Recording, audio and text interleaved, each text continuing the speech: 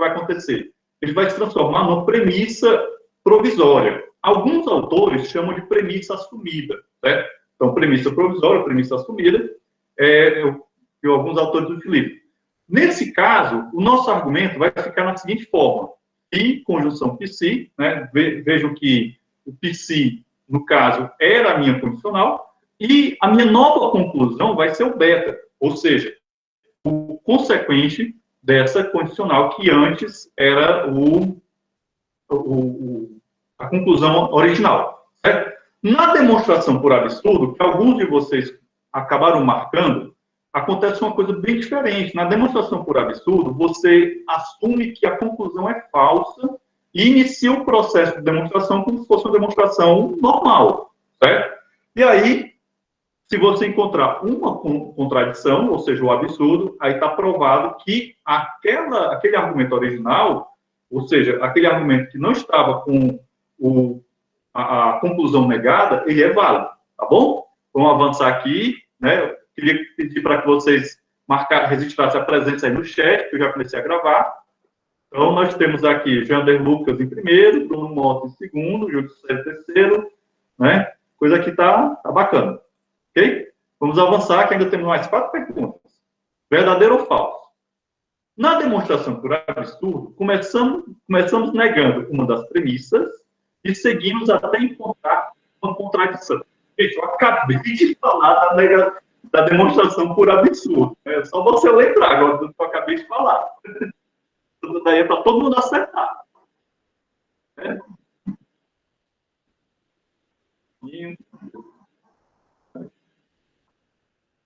Acabei de dizer para vocês como é que funcionava.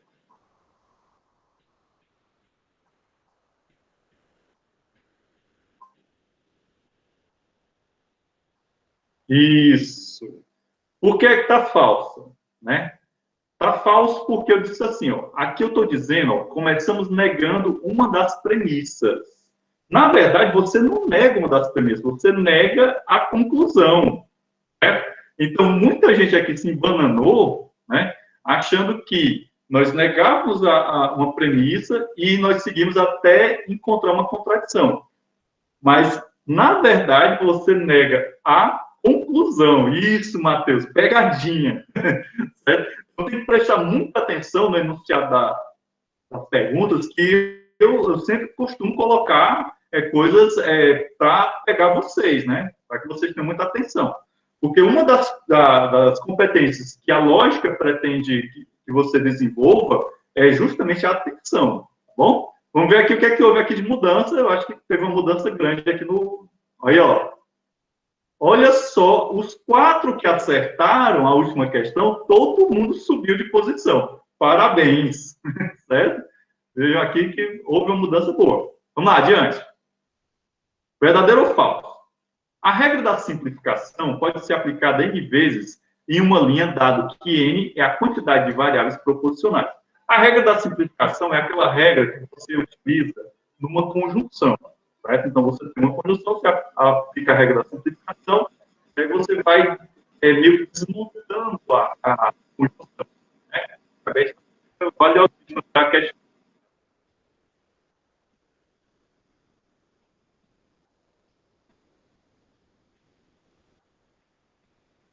Show de bola. Ainda tem uma pessoa que não acertou, mas tudo bem. Maioria, certo? Aqui não tem muito o que se discutir, não, pessoal. Então, a regra da simplificação, ela é aplicada somente a conjunções. Então, você tem ali uma conjunção, então, a cada conjuntivo, você pode aplicar recorrente, né, a regra da simplificação, até desmontar toda a conjunção. Mas vamos ver aqui o que houve.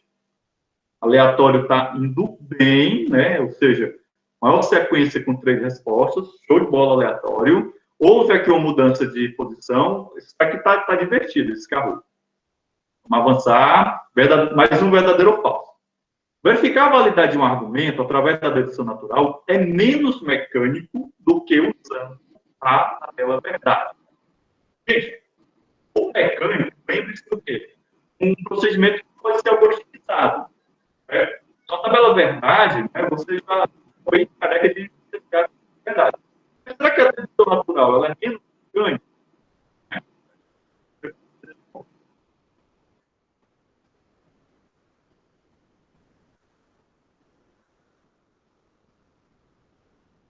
Bom, foi mais ou menos equilibrado. Gente, a dedução natural, ela é realmente... Peraí, deixa eu acho que eu me confundi aqui na hora de colocar as respostas. Que é validade. Ah, não, tá certo, é verdadeiro.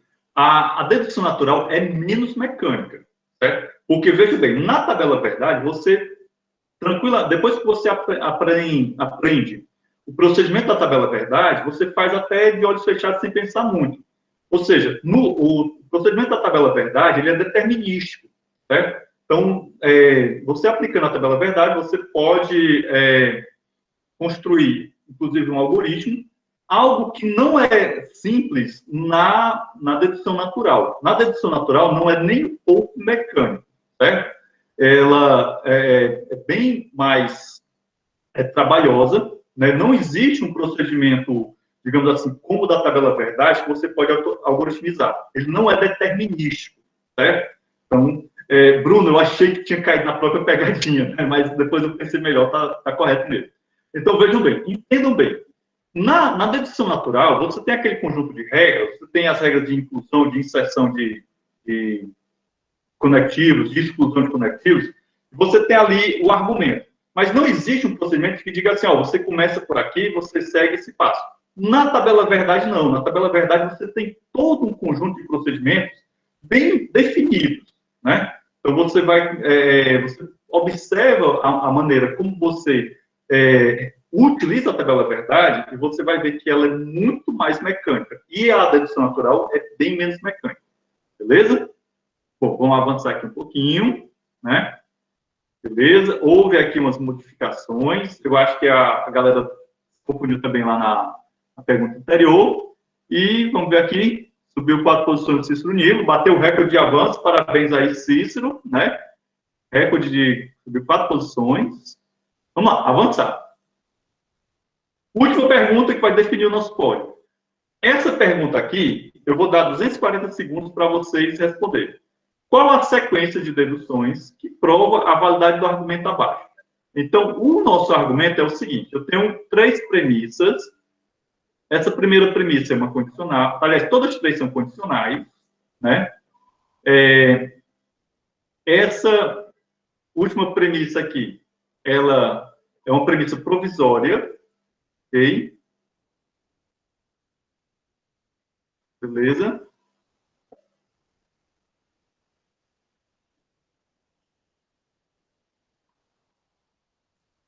Lá. A musiquinha é bem lenta.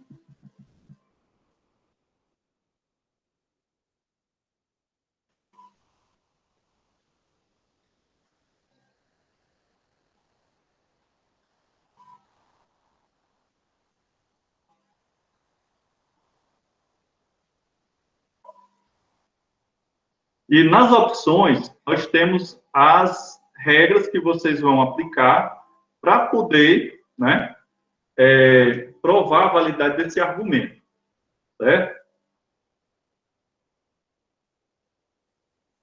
E aí tem um detalhe, a P conjunção S, ela é uma premissa provisória, né, a negação por absurdo da conclusão, certo?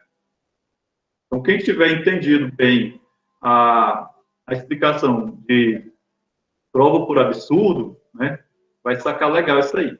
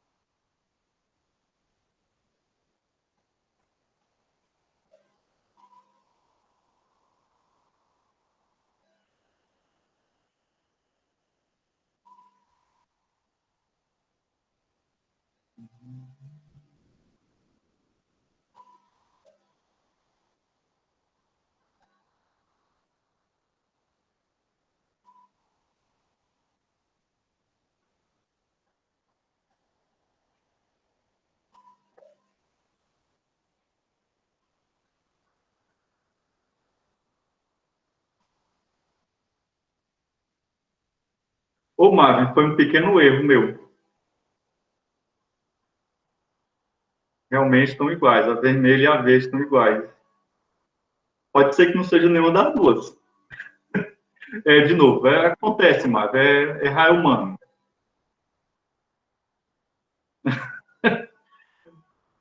O Marvin sempre tem umas tiradas engraçadas. O que ele escreve é bem dramáticas.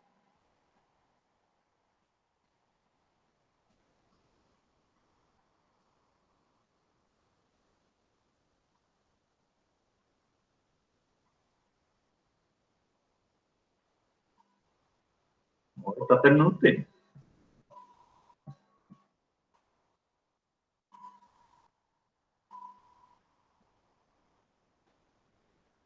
Show de bola. A vermelha e a verde não eram a resposta, certo? Apesar de estarem iguais, tá bom? Certo? Realmente, Matheus, elas são bem complicadinhas, tá bom? Tanto que ficou bem equilibrado, né? A quantidade de respostas aqui ficaram bem equilibradas, tá certo? Bem, vamos avançar para a gente ver aqui como é que ficou o nosso pódio final. Nosso terceiro colocado foi o Vitor, parabéns, acertou todas as 5. O Herbert acertou 4 e 5. E o Matheus, 4. Interessante, né?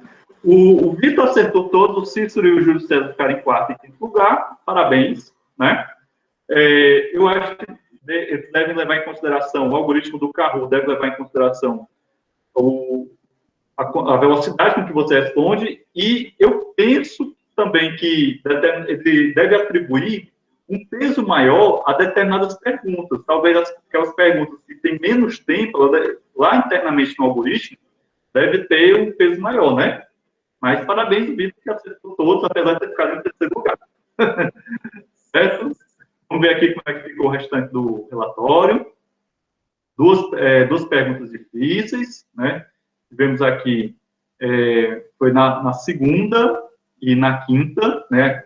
A quinta teve apenas 35% de respostas corretas, né? Isso realmente estava bem difícil, aquela quinta questão, né? Lembrando que essas questões mais difíceis, eu poderei aproveitá-las na construção da avaliação, que eu queria fazer 3, mas na verdade só vão ser 2 ao longo do semestre.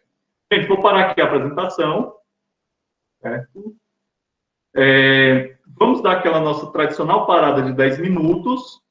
Nós voltamos daqui a 10 minutos, são 10h35, 10h45 a gente volta.